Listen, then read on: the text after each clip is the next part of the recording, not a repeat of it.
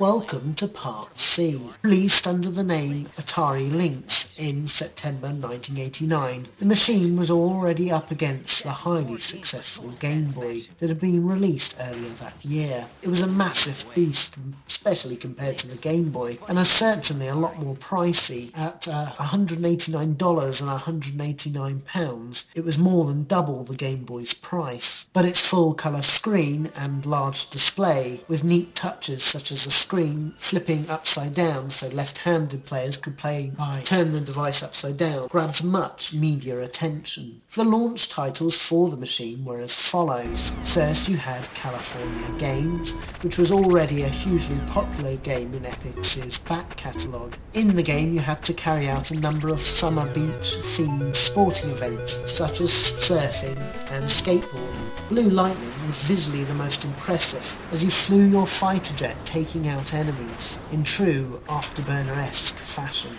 Then there was Electrocop, an interesting arcade game. Finally you had Gates of Zendocon. The machine didn't do that well at launch, being seen by punters as too expensive, too big, heavy and battery hungry. To combat this, Atari did eventually release the Lynx 2, slashing the price to under the psychological £100, $100 barrier.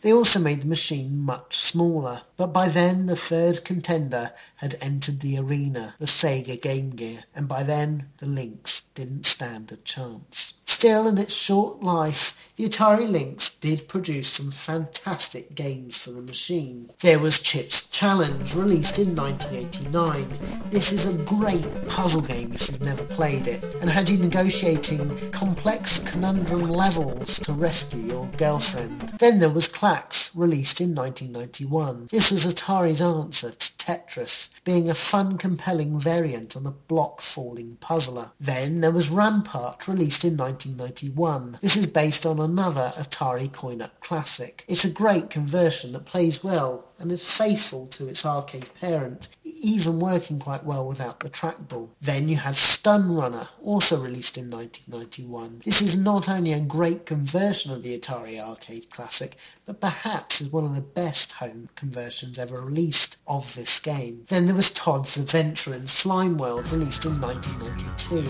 This is kind of like a Metroid-style puzzle adventure that was absolutely huge and keep you playing forever. Then there was Lemmings, released in 1993. This is a great conversion that plays surprisingly well on the small screen. Now on to the third and final contender to the portable gaming crown. The Sega Game Gear may have been late to the party, not arriving until late 1990 in Japan and 1991 in America and Europe, selling at $149.99 and £99.99 in the UK, or £129.99 for the game. It boasted full-colour display and a machine that was essentially a shrunk-down Sega Master System. The machine gathered a lot of interest, with gamers salivating at the prospect of a portable Sega game console. It also had great peripherals you could buy for it, such as a Game Gear tuner that actually turned your Game Gear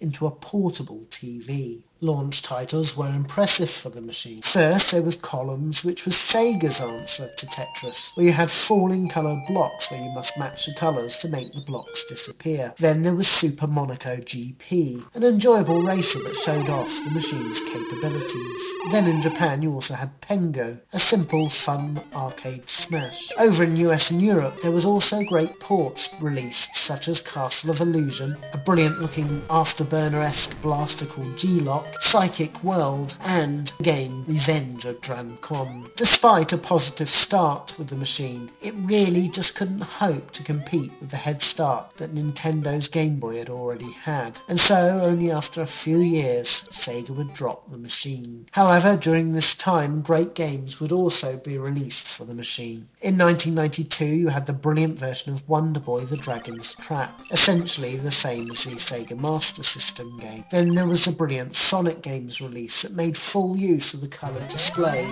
and played exceptionally well, including the unique title Sonic Drift that attempted to do Mario Kart but with Sonic characters. Unfortunately the game wasn't that good and so did little to win gamers over. Another franchise given the unique titles was the GG Shinobi titles that took your ninja across perilous levels. Of course, over the years there have been many contenders to Nintendo's handheld crown, starting with the Turbo Express PC Engine GT, which was a portable PC Engine console released in 1990. It suffered the same fate as the Lynx and Game Gear, being far too expensive at a whopping $249.99. It also didn't have enough third-party support and swallowed batteries. It's probably best known today as a machine used to store the data on that Will Smith film, Enemy of the State.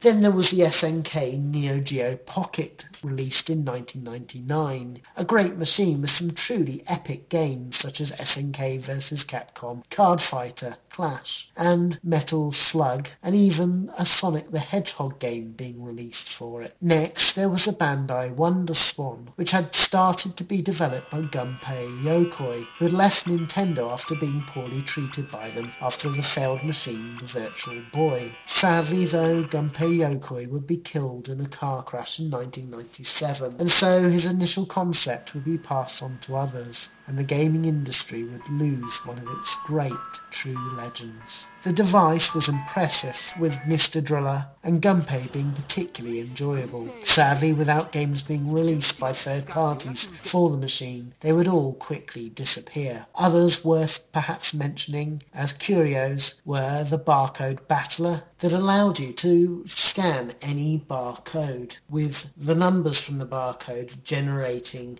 a monster, which you could then fight. Finally, there was the Game.com machine, which would make even less waves, becoming strange curios for retro collectors years later. Well, that wraps it up for this episode on how Nintendo battled and won the handheld market. Look out for the next episode where we look back to the arcades and the resurgence it enjoyed as a result of a certain beat-em-up. So until next time, see you later.